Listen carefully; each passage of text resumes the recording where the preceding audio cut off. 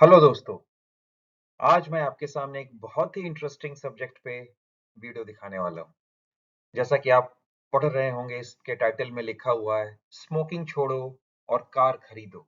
अरे ये तो बहुत ही अजीब सा टाइटल है। क्या इसके अंदर हम बात करेंगे? क्या बताने वाले हैं आपको, ताकि आप अपना जो ड्रीम होता है हर एक इंसान का कि वो एक कार खरीदे, वो पूरा कर सकेंगे? आइए मैं आपको बताता हूँ इस वीडियो में क्या मिलेगा आपको। इस वीडियो में हम आपको जानकारी देंगे कि कैसे आप स्मोकिंग छोड़ के आप अपना जो ड्रीम है, आपका जो सपना है कि एक हमारे पास एक 4 पहिए की गाड़ी होनी चाहिए, एक कार होनी चाहिए, वो आप कैसे पूरा कर सकते हैं। और ये बहुत अजीब-सा सब्जेक्ट है, इसके बारे में आपको कहीं किसी और जगह नहीं जानकारी मिली होगी। लेकिन इस वीडियो में अगर आप पूरा अंत तक देखेंगे तो आपको अच्छे से समझ में आएगा कि हम कैसे ये दोनों काम को जोड़ के आपके सामने एक प्लान बताएँगे और कैसे आप उस प्लान को अगर फॉलो करेंगे, तो आपका सपना पूरा होगा। तो सबसे पहले स्मोकिंग के नुकसान के बारे में हम जानना चाहते हैं। स्मोकिंग के नुकसान के बारे में सबों को पता होता है। इसके बारे में मैं ज़्यादा बात नहीं करूँगा यहाँ पे। हम सब जानते हैं कि कैसे ये हमारे स्वास्थ्य को, हमारे हेल्थ को इम्पैक्ट करता है। एक नेगेटिव फैशन में, एक गलत तरीके से हमारे स्वास्थ्य पे इसका असर होता है। इसका एक इम्पैक्ट होता है, खाँसी होती है, लंग पे असर पड़ता है, फेफड़े पे असर पड़ता है और कई तरह की घातक बीमारियाँ भी हो सकती हैं। और आप इसलिए सरकार ने, आप अगर आप सिगरेट पीते हैं और सिगरेट के डब्बे पे अगर आप देखेंगे तो उसपे भी एक वार्निंग, चेतावनी दी रहती है कि स्मोकिंग से स्वास्थ्य पे क्या नुकसान होगा। तो मैं इसके बारे में ज़्यादा बात यहाँ नहीं करूँगा, हम सबों को पता है, सारे स्मोकर्स को पता होता है कि स्मोकिंग के नुकसान क्या हैं। लेकिन जेब पे क्या नुकसान होता है? एक तो स्वास्थ्य के नुकसान के बारे में हमें पता है, लेकिन स्मोकिंग का जो एक असर होता है, वो हमारी जेब पे भी होता है। जेब पे कहने का अर्थ है कि हमारे पैसे खर्च होते हैं और वो पैसे हम वैसे हमें पता नहीं चलता है कि रोज़ के आप या 1 डब्बा सिगरेट खरीदते हैं या एक-एक करके 1 स्टिक, 2 स्टिक, 3 स्टिक खरीदते हैं, तो हमें अंदाज़ा नहीं लगता कि हम कितने पैसे इस पे खर्च कर रहे हैं। लेकिन अगर आप देखें, जैसे 1 सिगरेट की कीमत के बारे में देखें, तो 1 सिगरेट आपको ₹15 का आता है। अगर आप एक फ़िल्टर सिगरेट खरीदें 15 से 18 या ₹20 का, जो भी ब्रांड आप पीते हों, उससे आपको पता चलेगा कि हर एक की कीमत अलग-अलग होती है। और आप डेली कितनी सिगरेट पीते हैं? तो अगर आप मान लीजिए 5 सिगरेट प्रतिदिन पीते हैं, जो कि एक आदमी जो स्मोक करता है, कोई भी इंसान, तो अमूमन वो 5-6 सिगरेट तो पीता ही है, ज़्यादा भी पीता है। 3 से 5 तो मिनिमम जो लोग साधारण तरीके से भी पीते हैं और जो लोग चेन स्मोकर होते हैं, वो दिन के 20, 30, 40 भी पीते हैं। तो हम अपने उदाहरण के लिए यहाँ पे लेते हैं कि आप 5 सिगरेट प्रतिदिन पीते हैं और ₹15 की अगर 1 सिगरेट है, तो आप ₹75, ₹15 गुणा 5, ₹75 प्रतिदिन, ₹75 पर डे आप खर्च कर रहे हैं सिगरेट खरीदने पे। तो ये ऐसे देखने में तो ₹75 आपको बहुत बड़ी रकम नहीं लगेगी, कम रकम भी नहीं है, लेकिन कोई बहुत बड़ी रकम भी नहीं लगेगी, क्योंकि हम धीरे-धीरे करके वो निकालते हैं जितनी बार दुकान पे गए। और आजकल दुकानदार वालों ने वो क्यूआर कोड लगा दिया है, पेटीएम लगा दिया है या इस टाइप की भारत पे लगा दिया है, तो आपके लिए भी पेमेंट करना आसान हो जाता है। तो पता नहीं चलता कि कितने पैसे हमारे जेब से रोज के रोज निकल रहे हैं स्मोकिंग में। अब ये ₹75 को अगर हम 1 महीने में देखें, तो क्या हो जाता है? तो 1 महीने में आपके पास 30 दिन है, तो 30 दिनों में अगर ₹75 अगर आप रोज खर्च कर रहे हैं 30 दिनों में, तो आप ₹2250 खर्च करते हैं। अब ये रकम थोड़ी बड़ी हो गई। जो 1 दिन का 75 था, वो पूरे महीने का ₹2250 हो गया। ठीक है? तो अच्छी खासी रकम की अब हम बात कर रहे हैं, ये छोटी रकम नहीं है, ₹2250। और इसको अगर हम देखें, तो अगर साल में वही 2050 को अगर आप 12 से मल्टीप्लाई कर दें, 12 से गुणा कर दें, तो आप कुछ कहीं न कहीं आप 25-26 हज़ार रुपए की का सिगरेट साल भर में पी रहे हैं। अब आप उस तरीके से सोचना शुरू करें कि ₹2250, ₹15 की एक सिगरेट में हमें पता नहीं चल रहा है, लेकिन साल का अगर हम जोड़ के देखें, तो हम 25-26 हज़ार रुपए की सिगरेट पी रहे हैं। काफ़ी बड़ी रकम है, 25-26 हज़ार रुपए में काफ़ी काम हो सकता है। तो ये तो आपके एक जेब पे इम्पैक्ट के बारे में मैं आपको केवल बताना चाह रहा था कि अगर आप स्मोक करते हैं तो इतना ज़्यादा आपके ऊपर इम्पैक्ट होता है। लेकिन अब आगे क्या? कार कैसे खरीदें? बात तो कार खरीदने की आ रही है। तो मैं आपको एक बहुत ही बेहतरीन चीज़ के बारे में बताना चाहता हूँ। तो ये जो आप यहाँ पे तस्वीर देख रहे हैं, ये एक साइंटिस्ट की तस्वीर है। ये दुनिया के एक बहुत महान साइंटिस्ट हमारे हुए थे 20वीं शताब्दी के, अल्बर्ट आइंस्टाइन। ये उनकी तस्वीर अगर आप यहाँ पे देख रहे हैं पर्दे पे। तो अल्बर्ट आइंस्टाइन ने कहा था कि गणित में, मैथ्स में एक एक जादू होता है। तो गणित के एक जादू के बारे में उन्होंने बताया था उनके हिसाब से, अल्बर्ट आइंस्टाइन के हिसाब से, कि ये इस दुनिया का 8वां चमत्कार है। ये जो गणित के जादू की मैं आगे बात करने वाला हूँ इस वीडियो के अंदर, उसके बारे में आइंस्टाइन का कहना था कि ये दुनिया का 8वां चमत्कार है। तो दुनिया में 7 चमत्कार हम जानते हैं, जो वंडर्स ऑफ द वर्ल्ड बोलते हैं। 7 के बारे में पता है सबों को। आइंस्टाइन ने बोला ये 8वां है। तो वो 8वां चमत्कार क्या है? वो कौन सी ऐसी चीज है जिसने अल्बर्ट आइंस्टाइन जैसे बड़े साइंटिस्ट को भी प्रभावित किया और उनको ये कहना पड़ा कि ये भी चमत्कार है? क्या है वो चमत्कार? तो इसे बोलते हैं power of compounding. Power of compounding या पावर ऑफ कंपाउंड इंटरेस्ट कहते हैं। तो गणित में आपने पढ़ा होगा कि चक्रवृद्धि ब्याज बोलते हैं उसे, कंपाउंड इंटरेस्ट बोलते हैं। तो एक साधारण ब्याज होता है सिंपल इंटरेस्ट, और एक दूसरा होता है कंपाउंड इंटरेस्ट, या हिंदी में उसे चक्रवृद्धि ब्याज बोलते हैं। तो चक्रवृद्धि ब्याज या कंपाउंड इंटरेस्ट होता क्या है? तो पैसे को जब आप कहीं पे इन्वेस्ट करते हो, जैसे आपने बैंक में डाला हो या पोस्ट ऑफिस में डाला हो, तो कहीं भी अगर आप पैसे को पीपीएफ में लोग डालते हैं, तो अगर आप इन्वेस्ट करते हो, फिक्स डिपॉजिट खरीदते हो या किसान विकास पत्र खरीदते हो या इस टाइप के जो इन्वेस्टमेंट होते हैं, वो खरीदने से क्या होता है? आपको ब्याज मिलता है। ब्याज का अर्थ हुआ, अगर आपने एक मूलधन डाला, मान लीजिए 10,000 रुपए डाले, और अगर आपको बैंक बोलती है कि आपको 8% 8% इस पे मिलेगा, तो 10,000 का 8% जो हो गया, अर्थात 800 रुपए की का आपको ब्याज मिलता है। तो ब्याज आपकी कमाई होती है, इनकम होता है। तो कहीं भी अगर आप किसी भी संस्था में, जैसे मैंने बताया बैंक है या पोस्ट ऑफिस है या प्राइवेट कंपनीज के भी फिक्स डिपॉजिट्स होते हैं, उन सब में अगर आप पैसा डालते हो तो आपको ब्याज मिलता है। और अगर पावर ऑफ कंपाउंडिंग क्या बोलता है कि अगर आप उस ब्याज को भी इन्वेस्ट कर दो, तो आपको एक तरीका है कि आपको ब्याज को वापस ले लिया आपने। अगर आपने 10,000, जैसे मैंने उदाहरण बताया आपको, 10,000 रुपए अगर आपने डाले और 8% आपको मिला 800 रुपए, अगर आपने वो 800 रुपए निकाल के खर्च कर दिए तो खर्च हो गए। लेकिन कंपाउंडिंग में क्या होता है कि अगर आप उस ब्याज को फिर से आप इन्वेस्ट कर दो, तो वो 800 रुपए पे भी आपको ब्याज मिलना शुरू हो जाएगा। अर्थात आपने पहले 10,000 डाला, 8% मिला, अब आप 8% को मूल में ऐड कर दो, अर्थात 10,000 की रकम जो थी वो 10,800 हो जाती है। तो अब आपको 10,000 पे नहीं, बल्कि 10,800 पे ब्याज मिलेगा। तो आपको ज्यादा ब्याज मिलने लगेगा। ठीक है?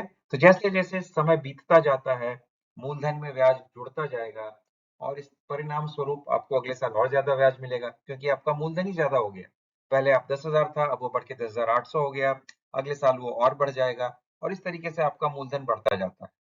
तो जैसे मैंने उदाहरण के तौर पे आपको यहाँ पे दिखाया है कि 10,000 रुपए पे अगर आपने 10% पे 3 साल के लिए फिक्स डिपॉजिट बनाया है, तो 1 साल के बाद आपको 1,000 रुपया ब्याज मिलता है। तो मूलधन में जोड़ दें तो 10,000 में 1,000 जोड़ते हैं तो 1 साल के बाद आपको 11,000 रुपए हो गए। ठीक है? अब दूसरे साल 11,000 रुपए पे आपको 10% मिल रहा है, तो आपको अब 1,100 रुपया ब्याज मिलेगा। तो देखें, आप पहले साल आपको 1,000 रुपया ब्याज मिला, दूसरे साल अब आपको 1,100 रुपया ब्याज मिल रहा है। तो मूलधन में फिर हम 1,100 रुपया जोड़ देंगे दूसरे साल के अंत में, तो आपका जो मूलधन है वो 11,000 से बढ़ के अब हो जाता है 12,100 रुपया। और तीसरे साल फिर 12,100 पे आपको 10% मिल रहा है, तो आपको 1,210 रुपया ब्याज मिलेगा। तो तीसरे साल के अंत में आपको 13,310 रुपया मिल जाता है। तो वैसे अगर हम साधारण ब्याज में देखते, 10,000 रुपए पे 3 साल में 10% मिलता है तो आपको 13,000 रुपए मिलते, लेकिन यहाँ पे 13,310 रुपया मिल रहा है, तो आपको 310 रुपया ज्यादा मिल रहा है।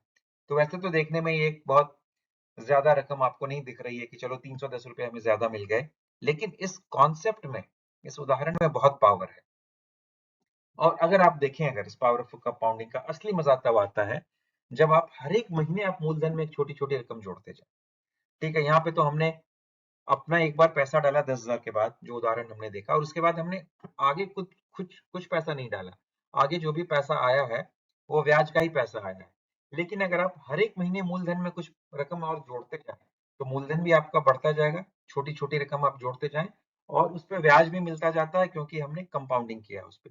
ठीक है? तो धीरे धीरे करते करते करते वो रकम पता भी नहीं चलता और बहुत बड़ी रकम हो जाती है। तो ये है पावर ऑफ कंपाउंडिंग, कि आप जो आपको ब्याज मिल रहा है उसको आप फिर से री इन्वेस्ट कर रहे हो, फिर से आप जो मूलधन में ही जोड़ रहे हो। ऐसे इस तरीके का इन्वेस्टमेंट हम ढूंढेंगे, और हर एक महीने हम उसमें थोड़ी थोड़ी रकम और मूलधन में ऐड करते जाएंगे। जो भी हमारी सेविंग्स है, जो भी हमारी बचत है, वो उसको ऐड करते जाएंगे। तो उस पर भी हमारा जो पूरी रकम है जो हमारी है वो बढ़ती जाती है, और हमारा फायदा बढ़ता जाता है। तो अगर मैं आपको दिखाऊं उदाहरण के तौर पे कि अगर 12% अगर आप, मैं उदाहरण के तौर पे बता रहा हूँ कि अगर 12% का अगर आपका रिटर्न हो साल का, और अगर आप 5,000 रुपया अगर आप हर एक महीने जमा करते हैं, ठीक है, तो 10 साल में आपके पास 11 लाख रुपए हो जाएंगे। कितने? 11 लाख रुपए। छोटी रकम नहीं है, 5,000 रुपया डाल के 11 लाख रुपए आपको मिल रहे हैं। और वही अगर आप 20 साल में करते हैं तो 50 लाख हो जाता है। आप अंदाजा लगाएं, केवल 5,000 रुपए अगर आप जमा करना शुरू करें तो 20 साल के बाद आपके पास लगभग 50 लाख रुपए हो जाएंगे, अगर आपको 12% रिटर्न मिल रहा है। तो ये जो आपकी रकम है वो कैसे बढ़ती है कि आप कितने सालों तक आप इसमें इन्वेस्ट करते रहते हैं हर एक महीने, और साथ ही साथ कि इसमें आपको ब्याज या रिटर्न कितना मिलता है। तो 12% रिटर्न आपको मेरे ख्याल से कहीं भी किसी बैंक में या किसी पोस्ट ऑफिस में फिक्स डिपॉजिट पे आज की तारीख में नहीं मिलता है। लेकिन और दूसरे तरीके के इंस्ट्रूमेंट होते हैं और दूसरे तरीके के इन्वेस्टमेंट होते हैं जिसपे आपको 12% रिटर्न मिलता है, और आपकी जो एक सोच है कि मेरे पास बहुत ज्यादा पैसा होना चाहिए, वो पूरा हो सकता है। ये 5 की जगह अगर आप 10,000 रुपए कर दें तो 20 साल में आप करोड़पति बन जाएंगे। आप अंदाजा लगाएं, केवल 10,000 रुपए आप इन्वेस्ट करना शुरू करें, और आपने मान लीजिए पहली कमाई अगर आपने 22 साल की उम्र में करी है, 42 साल की उम्र तक आपको ये 10,000 रुपए से ही आप करोड़पति बन जाएंगे। तो एक बहुत बड़ा सपना होता है लोगों को लखपति बनने का या करोड़पति बनने का, वो सपना इस स्कीम से पूरा हो सकता है। तो कहाँ पे आपको 12% रिटर्न मिल सकता है? तो आपने म्यूचुअल फंड के बारे में सुना होगा, तो बहुत सारे म्यूचुअल फंड है इंडिया में। आप 30 से ज्यादा अच्छी कंपनीज है जो म्यूचुअल फंड चलाती हैं। HDFC की है, ICICI की है, UTI की है, रिलायंस की है, SBI की है। तो आप कोई अच्छा सा म्यूचुअल फंड का जो इक्विटी स्कीम है, इक्विटी स्कीम अर्थात वो स्कीम जो शेयर मार्केट में पैसा लगाता हो, क्योंकि 12% रिटर्न आपको शेयर मार्केट में ही मिल सकता है।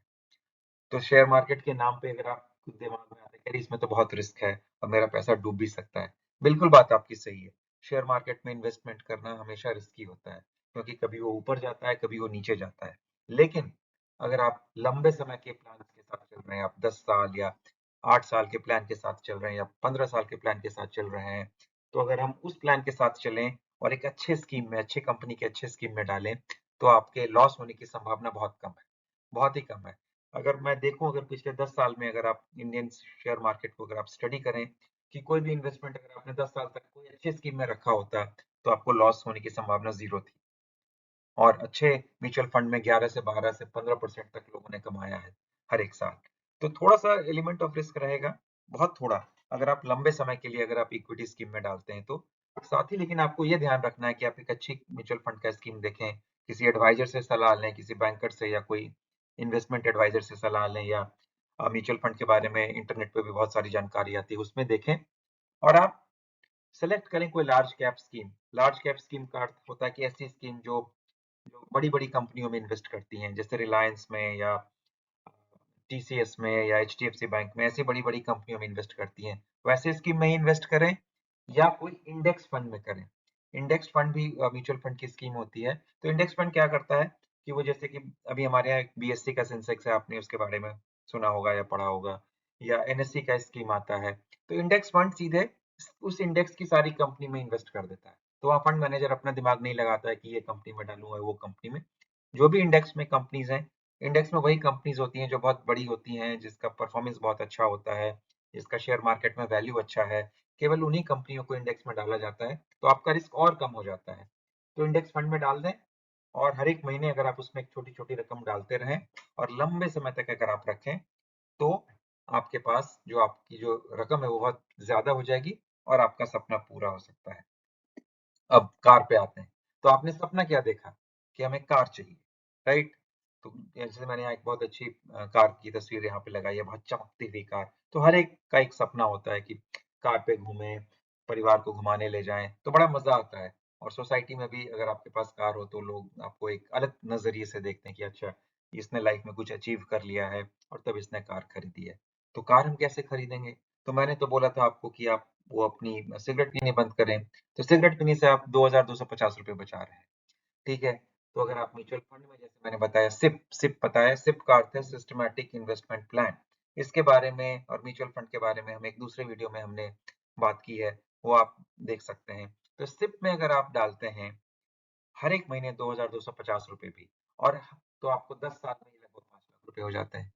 ठीक है। अब सिगरेट तो क्या है, सिगरेट का भाव तो हर एक साल बढ़ता है, राइट? आज क्योंकि सरकार हर एक साल उस पर टैक्स बढ़ाती है, तो हर एक महीने 2250 नहीं होगा, अगले साल आपका वो 2500 रुपए कीजिए, उसके अगले साल आप 3000 कीजिए, उसके अगले साल आप 3500 या 4000 कीजिए। तो जैसे जैसे आपकी रकम, जैसे जैसे समय बीतता जाता है, आपकी कमाई भी बढ़ती जाती है, तो आप अपना जो मंथली इन्वेस्टमेंट है, जैसे मैंने बताया लार्ज कैप या इंडेक्स फंड में मंथली जो एसआईपी कर रहे हैं, उसकी रकम आप हर एक साल बढ़ाते जाएंगे, तो 10 साल से कम में आपके पास 5 लाख या 10 लाख रुपए हो जाएंगे, और उस पैसे से आप गाड़ी खरीद पाएंगे। तो आपको अलग से सेविंग्स करने की जरूरत नहीं है, अलग से कमाने की जरूरत नहीं है। आप अपने उसी पैसे से जो आपने सिगरेट छोड़ने से बचाया है, उसी रकम को आप ढंग से होशियारी से इन्वेस्ट करें, और देखें कि कैसे वो रकम बढ़ती जाती है, और आप 5 से 7 साल में या 10 साल में आपके पास इतनी रकम हो जाएगी कि आप अपनी पसंदीदा गाड़ी खरीद सकेंगे।